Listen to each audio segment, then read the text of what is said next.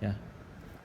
Hello everyone, here is the furnace, small furnace, tube-like furnace, and this is OTF1200X from MTI Corporation.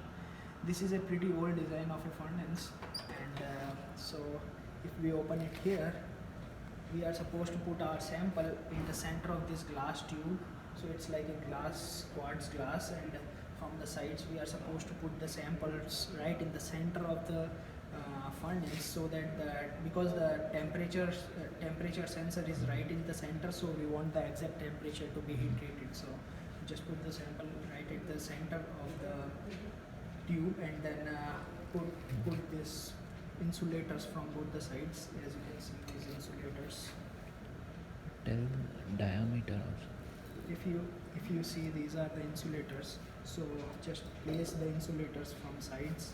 Okay, make sure that these insulators are in line with the inside insulator, so that there is proper closing, a constant air flow inside it. Okay, after this you need to close it, and so here you can see there is like a cycle.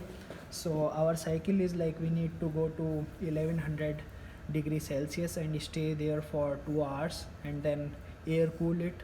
And then next one is like we need to reach 760 degrees Celsius and then air cool it. So for reaching 1100 degrees Celsius, like there are some equipment, there are some constraints, there are some limits for the equipment. So if I directly shoot it out 1100 degrees Celsius for this equipment, anything can go wrong anytime, right? Yeah. So I will divide this step into two different steps. So first step will be like from 0 degree to 800 degrees Celsius, and I will give it like 15 minutes of time, and then from 800 degrees Celsius to 1100 degrees Celsius, which will be my final step, and I will give it like 5 minutes, because it's not much difference of temperature, because the temperature of the furnace will be elevated at that time. It will be really easy for the furnace to go to 1100 degrees Celsius from 800 degrees Celsius. And then my actual heat treatment cycle will start whenever my furnace is reached 1100 degrees Celsius. Like it will take, as per my program, it should take 20 minutes, and then my actual heat treatment cycle for 2 hours will start, and then we will stay there for actually for 2 hours. It is for 2 hours, but we will go ahead and heat it till like 2.5 hours, so that sometimes what happens is like when I'm trying to reach from 0 to 1100 degrees Celsius, and like I'm giving it time of all total like 20 minutes, and sometimes like equipment cannot reach 1100 degrees Celsius within those given 20 minutes. So what happens is like after 20 minutes my equipment might be even at 900 degrees Celsius maybe, or maybe 1000 degrees Celsius, but I want 1100 degrees Celsius, right? And the countdown is already started right after 20 minutes.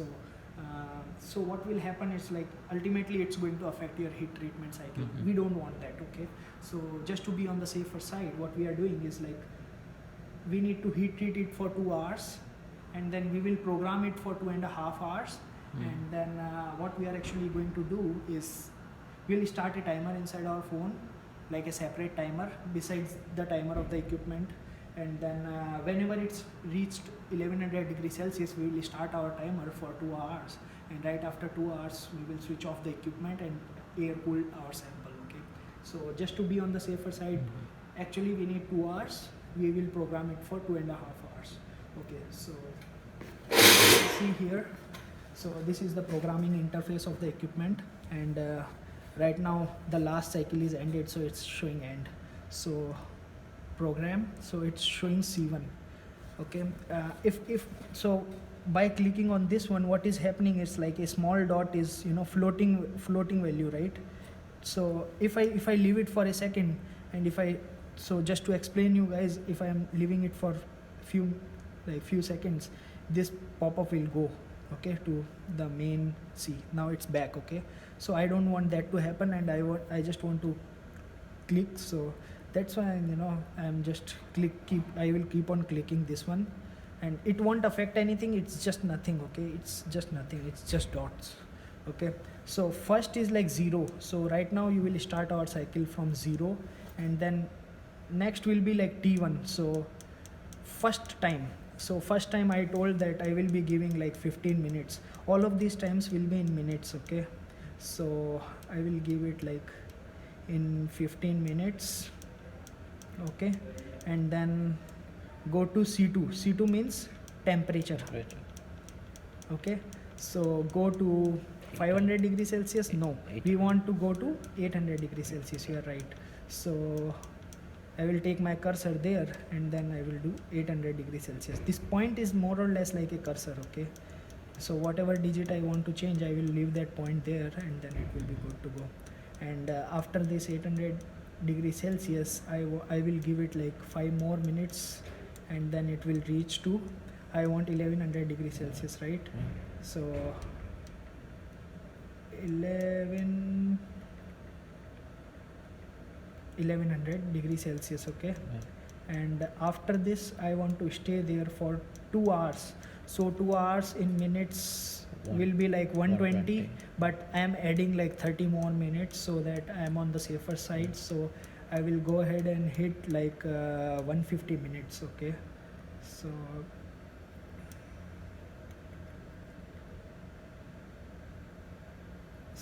here is 150 minutes. Okay, and then after 150 minutes I should be on the same temperature, right? So it will be like again 1100.